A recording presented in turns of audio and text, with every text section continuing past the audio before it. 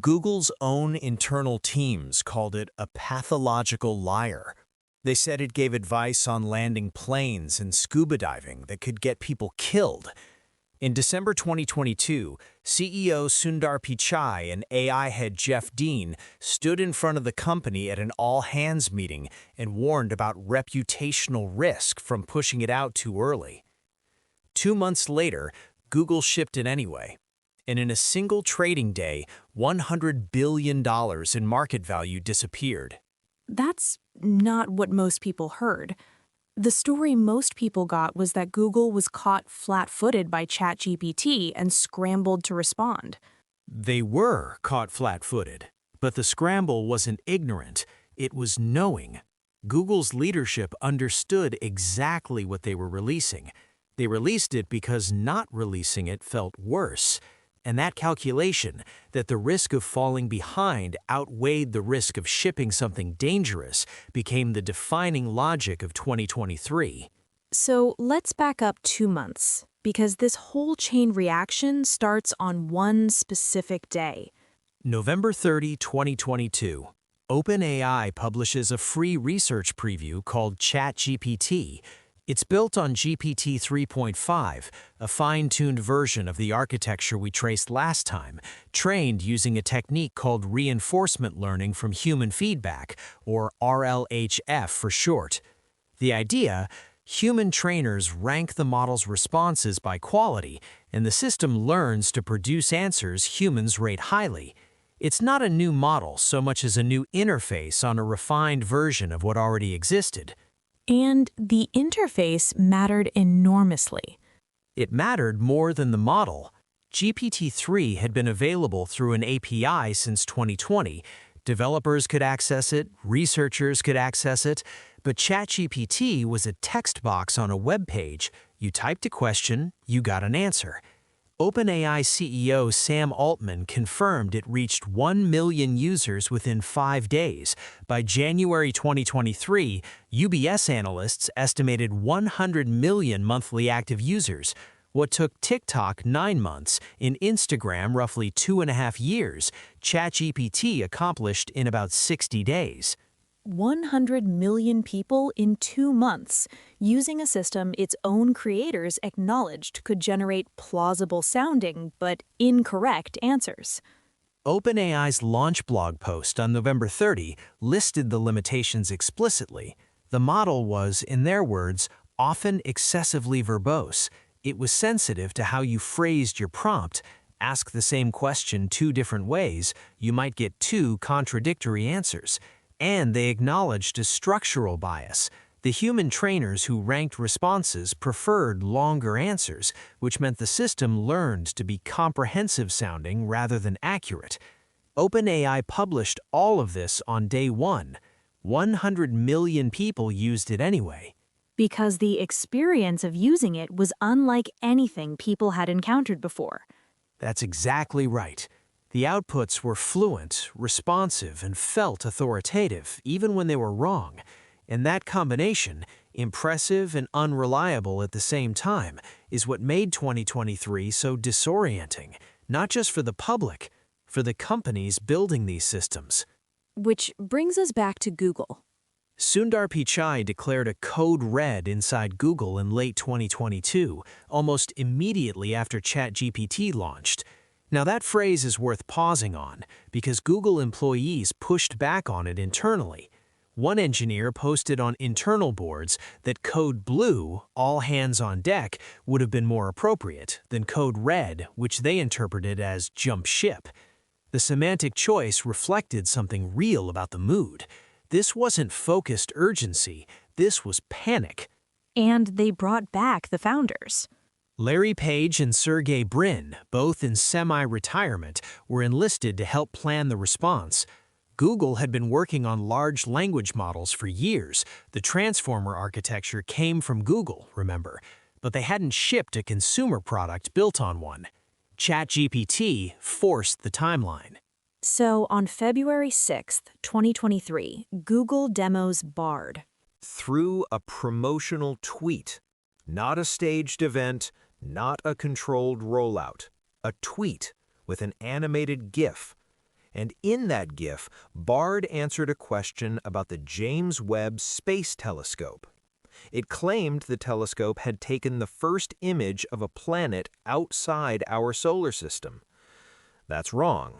That distinction belongs to work by Gail Chauvin and colleagues using a different instrument entirely, years earlier. Astronomers spotted it immediately. The internet spotted it immediately. And the market spotted it. Alphabet lost approximately $100 billion in market value in a single trading day.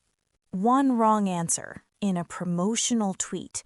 $100 billion. The loss wasn't really about one factual error. It was about what the error revealed. Google's own internal testing had labeled Bard a pathological liar, their phrase, not mine, and the company shipped it with a factual mistake in the very first public demonstration.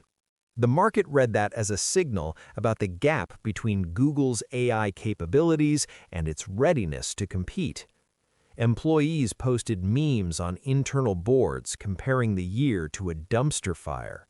One heavily upvoted post read, and I'm quoting, "Dear Sundar, the Bard launch and the layoffs were rushed, botched, and myopic." Google published the Transformer in June 2017. ChatGPT launched in November 2022, 5.5 years from foundational paper to existential competitive threat, built on their own architecture. That pattern, institutions funding breakthroughs and then losing the people or the advantage those breakthroughs create, we've been watching it recur since Act 1. Google published Attention is All You Need in 2017. All 8 authors eventually left. OpenAI took the Transformer and built GPT. And now Google was in crisis mode, responding to a product built on research it had produced and talent it had lost. Let's move to March 2023, because OpenAI's next move raised the stakes again, GPT-4. GPT-4 launched in March 2023, and the number that dominated every headline was this: GPT-4 passed the bar exam. Specifically, a study led by Daniel Martin of Illinois Tech's Chicago-Kent College of Law administered the full uniform bar exam to GPT-4 using zero-shot prompting, meaning no examples, no coaching, just the test. GPT-4 scored 297 out of 400 points. That exceeded the passing threshold in every jurisdiction in the United States. On the multiple choice section, it hit 75.7% accuracy against the human average of 68%. Its strongest subject was contracts at 88.1%. Its weakest was civil procedure at 61.1%. GPT Story, running on GPT 3.5, had scored only 213, below the 10th percentile. So GPT-4 went from failing the bar to crushing it in one generation. That was the narrative. And the headline number OpenAI promoted was the 90th percentile. GPT-4 performs at the 90th percentile on the bar exam. That claim traveled everywhere. It became the single most cited piece of evidence that AI had reached human-level reasoning in a professional domain.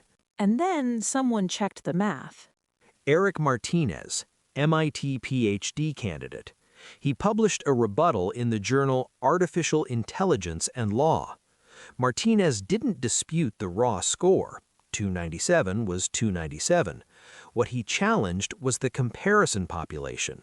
The 90th percentile figure was calculated against February bar administrations.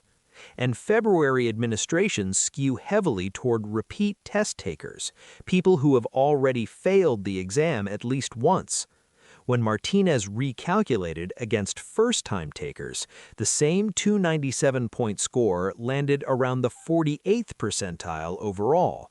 On essays alone, the 15th percentile. The same test, the same score, a completely different story, depending on which humans you compare it to. And there's a detail Martinez flagged that got almost no attention. 2 of the 4 authors on the original study were affiliated with for-profit legal technology companies, companies with a direct commercial interest in the perception that AI can perform legal reasoning at an elite level. The most widely cited proof of human-level AI reasoning was, when you pulled it apart, a framing trick. Not a fabrication, the score was real, but the interpretation was engineered to impress rather than inform. That gap between what the system actually did and how its performance was presented feels like it captures something essential about this whole period. It's the capability illusion. The systems were genuinely more powerful than anything that came before. GPT-4 was a real leap over GPT 3.5, but the way results were communicated consistently inflated the impression of what these systems could do. And that inflation wasn't accidental. It served fundraising narratives. It served stock prices. It served the competitive pressure to look further ahead than you actually were. Meanwhile, something was happening on the open source side that nobody at OpenAI or Google could control. On February 24, 2023, the same month as the Bard disaster, Meta released Llama, Large Language Model Meta AI. 4 model sizes, 7 billion, 13 billion, 33 billion, and 65 billion parameters. And the critical benchmark, Llama 13B, with 13 billion parameters, outperformed GPT-3 on most benchmarks. GPT-3 had 175 billion parameters. A model more than 13 times smaller was beating it. That's the chinchilla insight we discussed last time made real. Train a smaller model on more and better data, and you don't need to be the biggest. And Meta released this publicly. Under a non-commercial research license, but within days of the restricted release, the model weights leaked.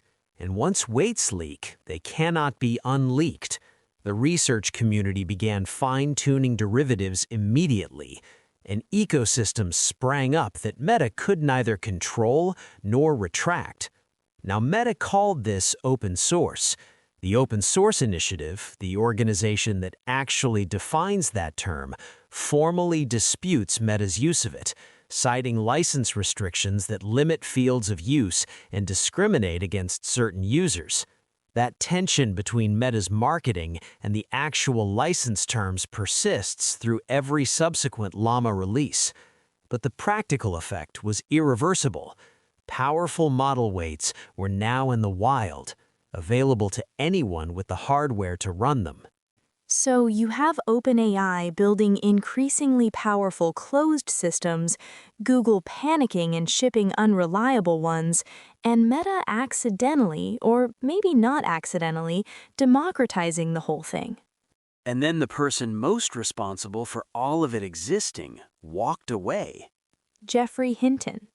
May 1, 2023. Hinton resigned from Google. He was 75. He'd spent a decade overseeing Google's research team in Toronto. He shared the Turing Award in 2018 with Yoshua Bengio and Yann LeCun. The 3 of them, more than anyone alive, had built the mathematical foundations underneath every system we've been discussing. Backpropagation, deep learning, the ideas that made all of this work. And he told the New York Times he partly regretted his life's work. He said he'd previously estimated human-level AI was 30 to 50 years or even longer away. And then he said, "Obviously, I no longer think that." But his specific concern was more precise than the headlines conveyed. Hinton drew a distinction between biological intelligence and digital intelligence that most commentary missed. His argument, when a digital system learns something, that knowledge can be copied instantly across every instance of that system. In his words, It's as if you had 10,000 people, and whenever one person learnt something, everybody automatically knew it. Biological brains can't do that.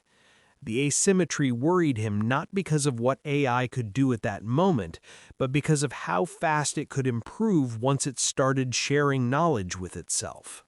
And the 3 Turing Award recipients, the 3 people most credited with creating modern AI, split on what to do about it. Completely. Bengio had already signed a March 2023 open letter calling for a 6-month pause on training powerful AI systems. LeCun, who was at Meta, took a far more optimistic position, and Hinton resigned and went public with his concerns.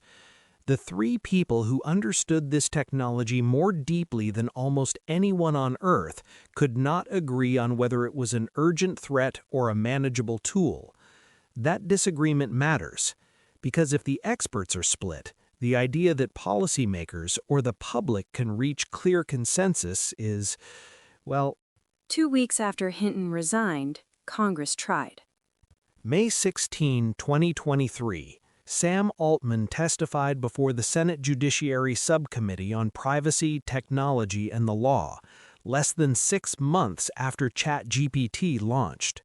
Senator Richard Blumenthal opened the hearing by playing a deepfake of his own voice, generated using text written by ChatGPT and voice cloning from recordings of his floor speeches. Altman called AI a printing press moment and proposed licensing requirements for models above a threshold of capabilities. He suggested safety tests for whether AI could self-replicate. He named election manipulation as among his greatest concerns. And the night before? The night before, Altman had demonstrated ChatGPT to over 60 House lawmakers at a bipartisan dinner. Attendees were described as riveted. Representative Ro Khanna later told CNN that Altman's most helpful contribution was ramping down the hype. There's an irony there. There's more than irony. The licensing threshold Altman proposed, if implemented, would effectively entrench the position of companies already above that threshold, including his own.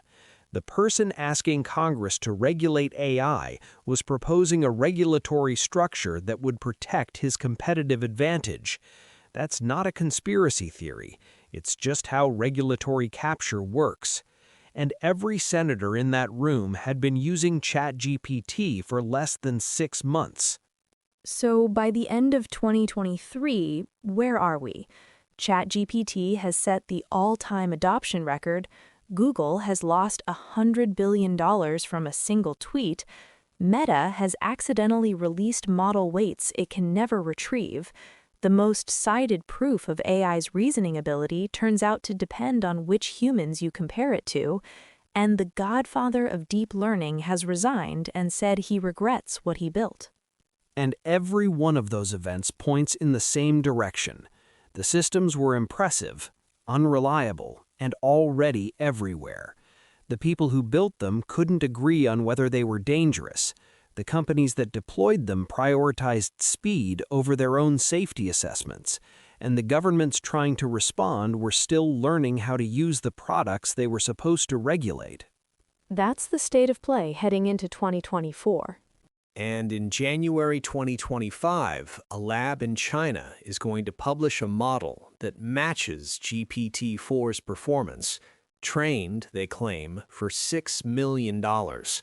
When that paper drops, NVIDIA will lose $593 billion in a single day. The question stops being whether AI works. It becomes something harder. Who gets to have it? Next on How AI Happened, a hedge fund manager in Hangzhou builds a model that matches GPT-4. He claims it costs $6 million. OpenAI spent over $100 million on GPT-4.